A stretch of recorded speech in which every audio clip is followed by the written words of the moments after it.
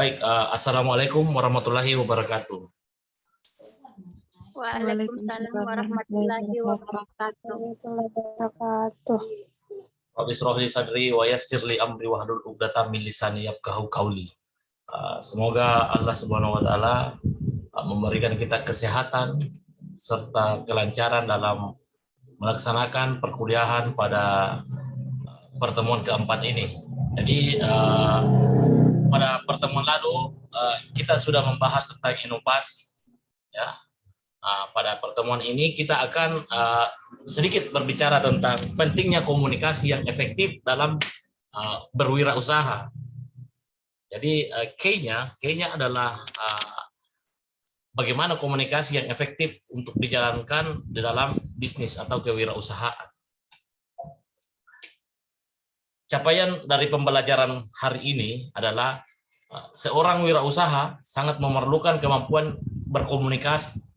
Komunikasi ini merupakan dasar bagi seorang wirausaha untuk menyampaikan pesan, mendekati pelanggan, memimpin karyawan, dan memotivasi. Sama dengan halnya rekan-rekan sekalian, ketika rekan-rekan ingin membuka apotik ataupun bisnis lain, pastinya kita harus terampil dalam bagaimana caranya untuk berkomunikasi dengan pelanggan maupun calon pelanggan ataupun konsumen. Ya. Seorang wirausaha sekalipun memiliki produk unggulan, konsep layanan yang prima, dan gagasan-gagasan yang kreatif, tetapi dia tidak dibekali dengan komunikasi kepada orang lain, maka hal tersebut menjadi tidak berguna. Komunikasi ini menjadi salah satu elemen terpenting dalam menjalankan kewirausahaan. Hal-hal tersebut dikarenakan seorang wirausahawan adalah seorang leader atau pimpinan atau pemimpin, dan seorang leader mutlak harus mampu mendirak bawahannya untuk mencapai tujuan organisasi. Maka dari itu apa yang diharapkan kita dalam pertemuan kali ini, kita bersama-sama mengharapkan bahwa mahasiswa ini dapat menyebutkan tujuan dari komunikasi. Lalu mahasiswa dapat menjelaskan manfaat komunikasi yang efektif. Lalu mahasiswa dapat menjelaskan pentingnya komunikasi yang efektif dalam kewirausahaan. Lalu apa entry behavior yang akan kita peroleh setelah menjalani perkuliahan ini? Dengan memahami pentingnya komunikasi yang efektif dalam kewirausahaan, ini diharapkan mahasiswa melatih diri untuk berkomunikasi dengan baik guna mempersiapkan masa depannya. Lalu adapun poin selanjutnya adalah keterkaitan materi atau pertemuan keempat ini dengan pertemuan-pertemuan sebelumnya. Jadi keterampilan berkomunikasi ini merupakan hal mendasar dalam kewirausahaan. Menyadari hal tersebut, maka komunikasi yang efektif menjadi pembahasan khusus dalam materi kali ini, dengan harapan materi ini akan menjadi pendukung bagi pemahaman dan keterampilan yang dipelajari dalam materi ini. Baik, kita mulai pada materi. Pengertian komunikasi. Kata atau istilah komunikasi ini berasal dari bahasa Inggris yang biasa disebut dengan communication. Secara etimologis atau menurut asal katanya adalah bahasa Latin communicatus, ya, yang mempunyai makna berbagi. Jadi komunikasi itu maknanya adalah berbagi atau menjadi milik bersama, yaitu suatu usaha yang memiliki tujuan untuk kebersamaan atau kesamaan makna. Berdasarkan asal kata tersebut, secara luas, komunikasi adalah proses penyampaian suatu pesan oleh seorang kepada orang lain untuk memberitahu atau untuk mengubah sikap, pendapat, ataupun perilaku, baik secara langsung, secara lisan, maupun tidak langsung, atau menggunakan media. Proses penyampaian bentuk interaksi gagasan kepada orang lain ini dan proses penciptaannya artinya terhadap gagasan atau ide yang disampaikan, baik disengaja maupun tidak disengaja. pengertian komunikasi sudah banyak didefinisikan oleh banyak orang, yaitu jumlahnya sebanyak orang yang mendefinisikannya. Intinya, komunikasi merupakan adalah penyampaian suatu informasi kepada orang lain yang di dalamnya terdapat feedback, tukar menukar informasi. Ada yang memberi informasi atau communication, atau ada juga yang sebagai penerima komunikasi atau komunikator, ya. Lalu apa saja sih komponen-komponen dari komunikasi? Jadi yang pertama itu adalah lingkungan komunikasi atau lingkungan atau konteks komunikasi. Setidak-tidaknya konteks ini memiliki 3 dimensi.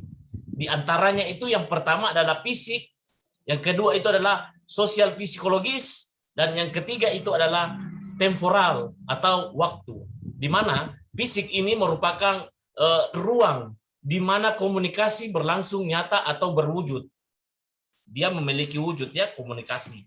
Lalu sosial psikologis ini misalnya tata hubungan status di antara pihak yang terlibat, peran yang dijalankan orang atau aturan budaya masyarakat di mana orang-orang ini berkomunikasi.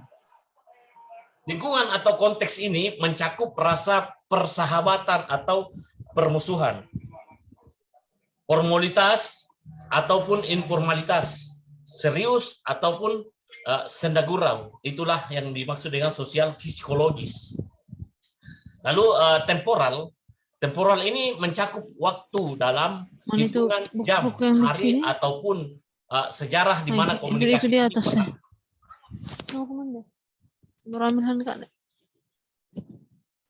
Selanjutnya, ketiga dimensi yang saya sebutkan tadi itu adalah lingkungan ini saling berinteraksi, yaitu masing-masing ini akan mempengaruhi dan dipengaruhi oleh yang lain.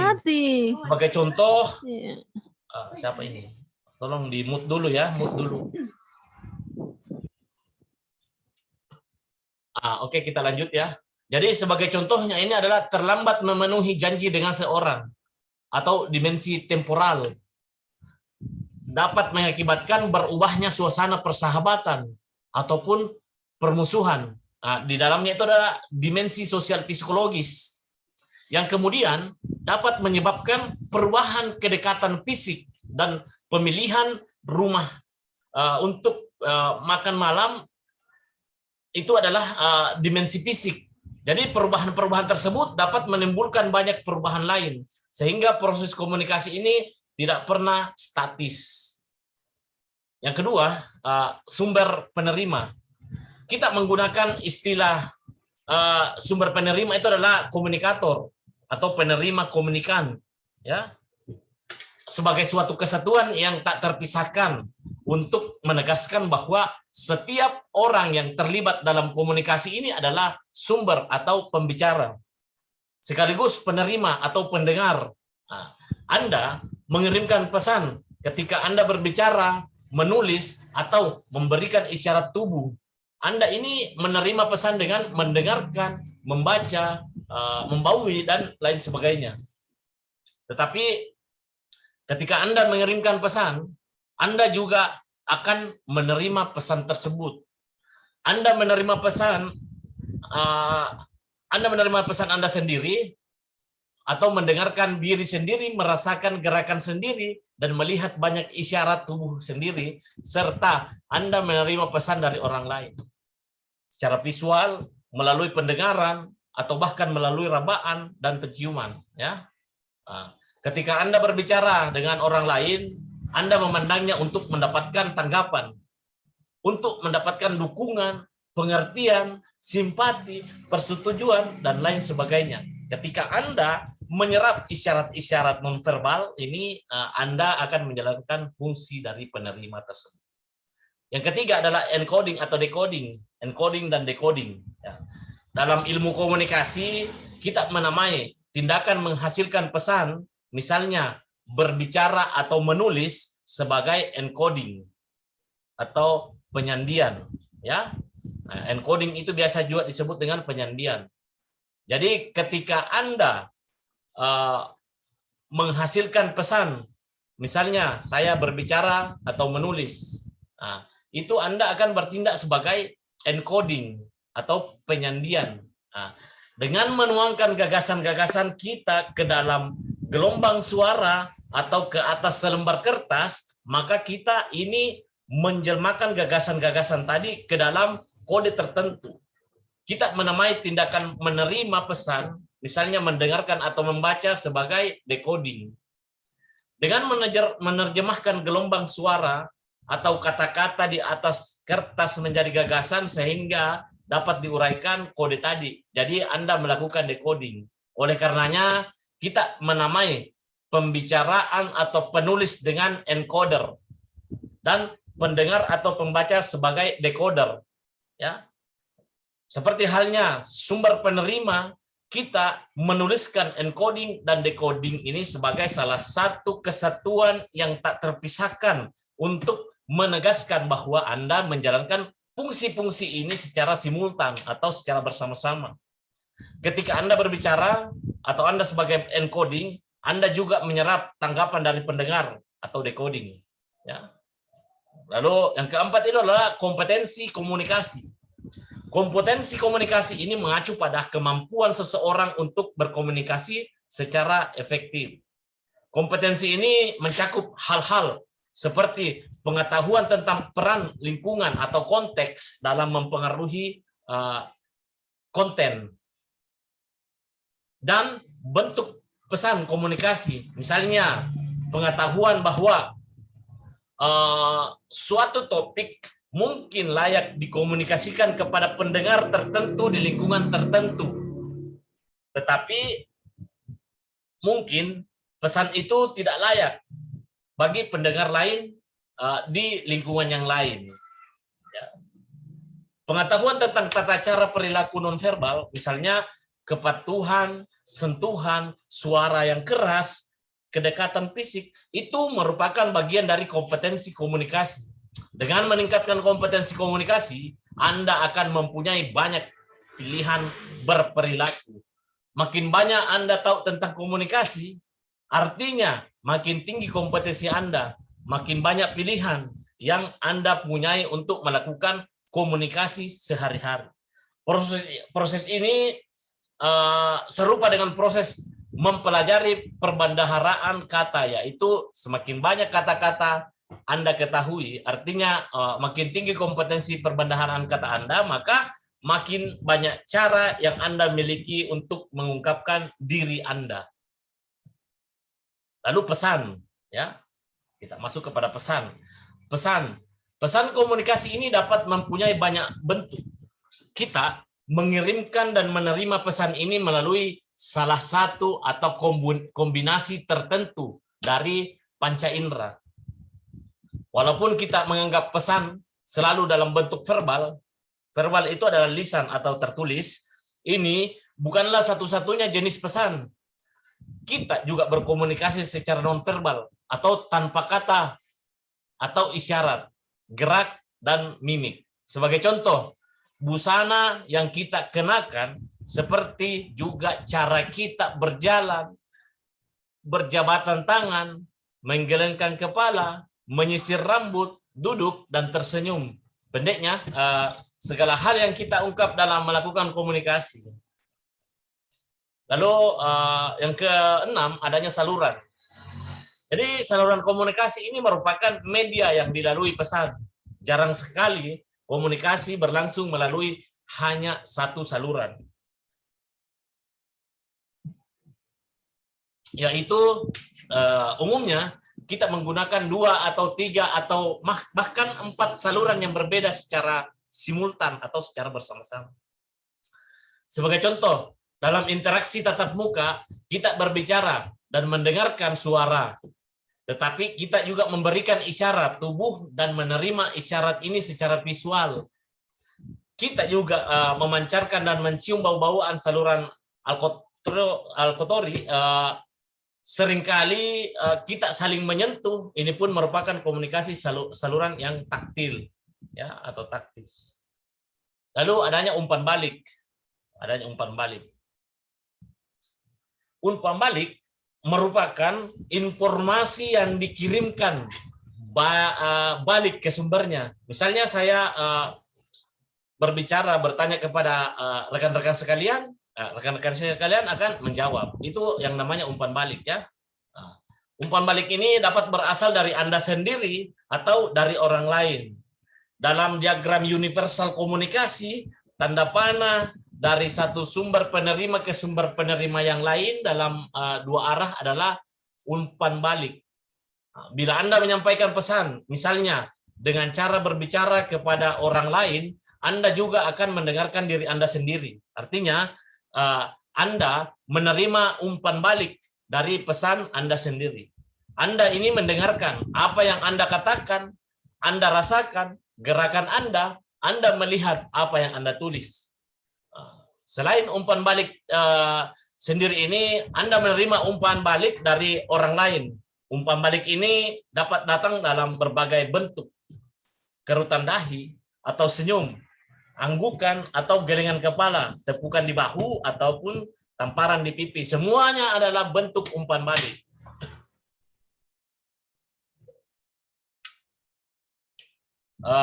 Lalu ada yang namanya gangguan atau noise, adalah gangguan dalam komunikasi yang mendistorsi pesan. Gangguan menghalangi penerima dalam menerima pesan dan sumber dalam mengirimkan pesan. Gangguan ini dikatakan ada dalam suatu sistem komunikasi. Hal ini membuat pesan yang disampaikan berbeda dengan pesan yang diterima. Jadi ada beberapa aspek dari komunikasi, ya. Lalu kita masuk pada kaidah komunikasi. Kaidah komunikasi secara luas telah dikenal 5 kaidah komunikasi efektif atau the 5 inevitable laws of effective komunikasi. Dirangkum dalam satu kata yang mencerminkan esensi dari komunikasi ini sendiri, yaitu reach, ya, biasa disebut dengan reach. Reach itu adalah respect, empati, audible, clarity, dan humble. Ada 5 ya, yang artinya merengkuh atau meraih. Ada keyakinan bahwa komunikasi itu pada dasarnya adalah upaya bagaimana meraih perhatian, cinta, kasih, minat, kepedulian, simpati, tanggapan, maupun respon positif dari orang lain. Jadi saya akan sedikit menjelaskan lagi tentang RI, A, C, dan H ini tadi ini ya, atau biasa disebut dengan reach. Yang pertama itu adalah R, respect. Respect ini adalah kaidah pertama dalam berkomunikasi secara efektif. Khususnya dalam berbicara di depan publik adalah sikap hormat dan sikap menghargai terhadap khalayak atau hadirin. Hal ini merupakan kaidah pertama dalam berkomunikasi dengan orang lain. Termasuk berbicara di depan publik. Pembicara atau pemateri atau presenter harus memiliki sikap atau attitude menghormati dan menghargai hadirin. Itu ya. Lalu harus diingat bahwa pada prinsipnya manusia ini ingin dihargai dan dianggap penting yang diakui. Jika dalam presentasi harus mengkritik seseorang, lakukanlah dengan penuh respek terhadap harga diri dan kebanggaan orang tersebut. Lalu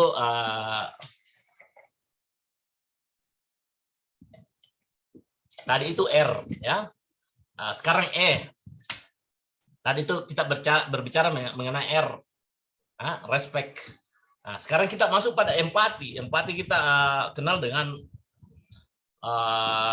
bagaimana seseorang memberikan perhatian kepada orang lain. Jadi empati. Kaidah kedua dalam empati, ya. Jadi kaidah kedua adalah empati, maksudnya ya, yaitu kemampuan untuk menempatkan diri pada situasi atau kondisi yang dihadapi oleh orang lain. Benar. Oke. Masuk ke dalam dulu.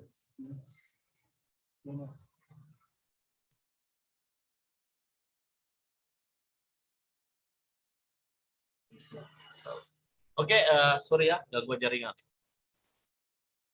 Saya kembali ya. Jadi kaidah atau kaidah kedua adalah empati, yaitu kemampuan untuk menempatkan diri pada situasi atau kondisi yang dihadapi oleh orang lain. Rasa empati akan memberi kemampuan untuk dapat menyampaikan pesan atau message, ya. Jadi menyampaikan pesan, message-nya ya, dengan cara dan sikap yang akan memudahkan penerima pesan atau receiver. Penerima pesan ini adalah receiver, menerimanya. Oleh karena itu, dalam berbicara di depan publik, pembicara haruslah terlebih dulu memahami latar belakang atau background, golongan, lapisan sosial, tingkat umur, pendidikan, dan lain sebagainya kepada calon audiens. Jadi, sebelum membangun komunikasi atau mengirimkan pesan, pembicara perlu mengerti dan memahami dengan empati calon penerima pesan, sehingga nantinya pesan akan dapat tersampaikan dengan tanpa ada halangan psikologis ataupun penolakan dari penerima. Empati ini berarti kemampuan untuk mendengarkan dan bersikap perseptif, ya, bersikap perseptif, atau siap menerima masukan ataupun umpan balik apapun dengan sikap yang positif. Banyak sekali dari orang yang tidak mau mendengarkan saran, masukan, apalagi kritik dari orang lain. Padahal esensi dari komunikasi adalah aliran dua arah. Komunikasi satu arah ini tidak akan efektif manakala tidak ada feedback atau umpan balik yang merupakan arus balik dari penerima pesan. Oleh karena itu, dalam berbicara di depan publik, pembicara harus siap untuk menerima masukan atau umpan balik dengan sikap positif. Lalu selanjutnya yang ketiga itu atau audible. Ya, tadi kita sudah respect, empati, lalu sekarang ini adalah audible. Jadi kaidah ketiga adalah audible, yaitu dapat didengarkan atau dimengerti dengan baik. Audible dalam hal ini berarti pesan yang disampaikan dapat diterima oleh penerima pesan. Kaidah ini mengatakan bahwa pesan itu harus disampaikan melalui medium atau delivery channel, ya. Sedemikian dapat diterima dengan baik oleh penerima pesan. Hukum ini mengacu pada kemampuan untuk menggunakan berbagai media maupun perlengkapan atau alat bantu audiovisual yang akan membantu agar pesan yang disampaikan dapat diterima dengan baik. Lalu kita masuk pada kaidah keempat, yaitu adalah clarity, ya, clarity, ya. Jadi kaidah keempat ini adalah kejelasan dari pesan yang disampaikan atau clarity. Selain bahwa pesan harus dapat diterima dengan baik, maka kaidah keempat yang terkait dengan itu adalah kejelasan dari pesan itu sendiri. Sehingga tidak akan ada multitafsir. Sehingga tidak menimbulkan multi-interpretasi ataupun berbagai penafsiran yang berlainan. Clarity juga ini sangat tergantung pada mutu suara dan bahasa yang digunakan. Penggunaan bahasa yang tidak dimengerti oleh hadirin maka akan membuat pidato ataupun presentasi tidak dapat mencapai tujuannya. Seringkali orang menganggap remeh pentingnya clarity ini dalam public speaking, sehingga tidak menaruh perhatian pada suara atau voice dan kata-kata yang dipilih untuk digunakan dalam presentasi atau pembicaraannya. Lalu yang kelima adalah humble. Humble, ya, kaidah kelima ini adalah humble. Dalam komunikasi yang efektif adalah sikap rendah hati atau humble. Sikap ini merupakan unsur yang terkait dengan hukum pertama untuk membangun rasa menghargai orang lain. Biasanya ini didasari oleh sikap rendah hati yang dimiliki. Kerendahan hati juga berarti tidak sombong dan menganggap diri penting ketika berbicara di depan publik. Justru dengan kerendahan hatilah pembicara atau presenter dapat menangkap perhatian dan respon positif dari publik pendengarnya. Kelima, hukum komunikasi tersebut sangat penting untuk menjadi dasar dalam melakukan pembicaraan di depan publik. Dari pemahaman terhadap prinsip komunikasi, diharapkan seseorang dapat berkomunikasi lebih baik, terutama berkomunikasi dengan efektif dengan pihak lain, yaitu memahami hakikat komunikasi. Proses terjadinya komunikasi, syarat-syarat terjadinya komunikasi, dan komunikasi antar pribadi secara efektif. Lalu kita masuk pada fungsi komunikasi.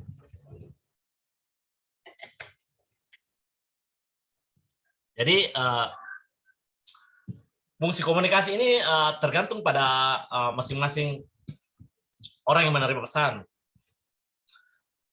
Saya akan sedikit menjelaskan bahwa menurut saya komunikasi itu memiliki 20 fungsi. Itu menurut saya ya, 20 fungsi dan tujuan komunikasi dalam kehidupan sehari-hari dari berbagai sektor dan bidang yang sering kita jumpai. Yang pertama itu komunikasi berfungsi sebagai pemberi informasi. Jadi fungsi komunikasi yang utama adalah memberikan informasi. Informasi akan diberikan pada subjek komunikasi kepada orang yang menjadi objek komunikasi tersebut. Lalu yang kedua, menyampaikan pikiran atau pendapat. Komunikasi juga berfungsi untuk menyampaikan pikiran, perasaan, atau pendapat seseorang. Pendapat tersebut kemudian disampaikan dalam bentuk komunikasi yang diterima orang lain. Lalu yang ketiga, melakukan interaksi dengan orang lain. Tujuan komunikasi adalah untuk berinteraksi dengan orang lain dan sesama. Adanya komunikasi membuat terjadinya sebuah interaksi sosial antara dua atau lebih dari orang. Ya. Yang ketiga itu adalah menambah wawasan dan pengetahuan. Komunikasi itu akan menambah wawasan dan pengetahuan. Komunikasi juga bisa menambah wawasan dan pengetahuan. Komunikasi ini memiliki fungsi edukasi yang bisa membuat terjadinya transfer ilmu, wawasan atau pengetahuan tertentu kepada orang lain maupun sebaliknya. Ya. Lalu komunikasi juga ini bertujuan untuk membujuk orang lain. Lalu komunikasi juga ini bertujuan untuk mengenal diri sendiri. Jadi peran komunikasi juga ini penting, aktualisasi diri sendiri. Dengan komunikasi, seseorang dapat menyatakan keberadaan dan potensi diri pada orang lain, serta membantu agar lebih mengenal dirinya sendiri. Yang kedelapan, komunikasi ini mengurangi sikap tegang. Komunikasi dapat digunakan pula untuk mencairkan suasana. Tujuannya adalah mengurangi sikap tegang dalam sebuah kegiatan atau aktivitas-aktivitas tertentu. Lalu komunikasi juga itu sebagai media mendapatkan hiburan, menjaga tali silaturahmi, menjaga diri agar tidak terisolasi di masyarakat, mempelajari peristiwa yang terjadi, merubah sikap serta perilaku kebiasaan, mengendalikan dan menguasai kegiatan, memotivasi orang lain, mengambil keputusan yang tepat. Lalu dia juga berfungsi untuk melakukan kegiatan-kegiatan ritual atau religius. Jadi peran komunikasi juga penting dalam hal-hal sakral seperti ritual ataupun religius. Misalnya saat kita beribadah perlu melakukan komunikasi, contohnya saat bersedekah dan membayar zakat bagi umat muslim ya. Lalu komunikasi yang selanjutnya fungsinya adalah mengekspresikan emosi, lalu menghindari kesalahpahaman, dan yang terakhir adalah menjaga hubungan dengan baik. Lalu bagaimana komunikasi yang efektif? Komunikasi yang efektif, komunikasi akan dapat berjalan dengan efektif manakala ada beberapa aturan dari kaidah yang diikuti. Yang pertama itu adalah komunikator menghargai setiap individu, orang, maupun kelompok yang dijadikan sasaran komunikasi. Hal ini mensyaratkan bahwa seseorang yang melakukan komunikasi bisa menempatkan diri, tidak menganggap dirinya sebagai orang yang paling tahu dan pintar atau yang paling benar. Lalu komunikator harus mampu menempatkan diri pada situasi atau kondisi yang dihadapi orang lain. Setiap orang melakukan komunikasi harus mampu mendengarkan, dan siap menerima masukan apapun dengan sikap positif. Hal ini akan sangat sulit dilakukan manakala orang tersebut tidak dapat dikritik atau tidak siap menerima kritikan. Menerima kritik memang tidak mudah, tetapi kemampuan untuk menerima apapun masukan dengan sikap baik akan membawa pengaruh positif pada orang tersebut. Lalu pesan diterima oleh penerima pesan dan dapat didengarkan dengan baik. Hal ini berkaitan dengan media yang digunakan. Seringkali orang melakukan komunikasi dengan individu maupun kelompok, tetapi pesan tidak dapat dipahami karena media atau alat yang digunakan tidak mendukung. Misalnya, suara telepon yang putus-putus ataupun mikrofon yang mendengung, atau suara di telepon yang terlalu lemah. Ya, beberapa hal mengabaikan penerima pesan, kesulitan memahami isi pesan. Akibatnya, selain tidak respon, pemberi pesan justru tidak akan didengarkan atau diperhatikan oleh orang yang menerima pesan. Lalu adanya kejelasan pesan, sehingga tidak menimbulkan multi interpretasi. Hampir mirip efeknya dengan permasalahan media yang rusak. Maka bagian ini berkaitan dengan kejelasan isi pesan itu sendiri. Misalnya, apabila pemberi pesan menggunakan istilah-istilah yang sulit dipahami oleh penerima pesan, maka jelas akan sulit bagi penerima pesan untuk memahami isi pesan dan akhirnya umpan balik tidak akan muncul pada komunikasi tersebut. Demikian juga bila pemberi pesan tidak jelas dalam menyampaikan pesan akibat penggunaan bahasa yang tidak sesuai dengan latar belakang penerima pesan, maka akan muncul berbagai interpretasi. Akhirnya isi pesan akan bergeser dan komunikasi tidak dapat mencapai tujuannya. Lalu berkaitan dengan sikap rendah hati, mau mendengarkan orang lain. Hal ini berkaitan dengan karakter dan sikap individu masing-masing. Baik itu pemberi maupun penerima pesan, termasuk di dalam sikap dan sifat adalah kerelaan untuk rendah hati, menghargai, dan mau mendengarkan orang lain. Jadi rekan-rekan sekalian, saya simpulkan dari materi yang saya paparkan tadi ini karena waktu sisa kurang lebih 5 menit. Waktu kita ini sisa kurang lebih 5 menit karena kita hanya diberikan waktu sekitar 30 menit untuk SKS ini ya. Jadi rangkuman dari penjelasan tadi ini adalah kemampuan berkomunikasi menentukan keberhasilan seseorang dalam berwirausaha. Secara singkat, komunikasi dimengerti sebagai proses penyampaian suatu pesan oleh seseorang kepada orang lain. Ada 5 kaidah dalam komunikasi. Yang pertama itu respect, lalu empati, audible, clarity, dan humble.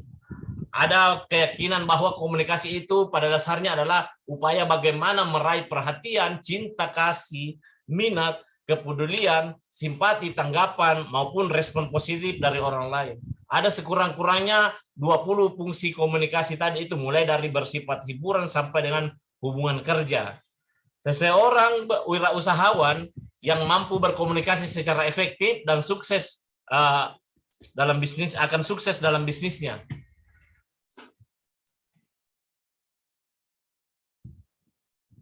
Oke, mungkin pada pertemuan ini sampai situ saja dulu ya. Nanti ketua tingkat mana? Ketua tingkat ada ya? Ketua tingkat tolong dicek nanti ini siapa-siapa saya yang hadir ya. Karena nanti di checklist nanti di absennya. Pekan depan hari Jumat kita hari apa itu ya? Hari Sabtu ya. Kita rencanakan pertemuan kelima ya. Hari Sabtu itu kita rencanakan pertemuan kelima. Mudah-mudahan pada pertemuan kelima itu kita dapat mengumpul tugas seperti yang ditugaskan pada pekan lalu. Ya. Sudah jelas ketua tingkat ya? Halo? Tidak ada suaranya.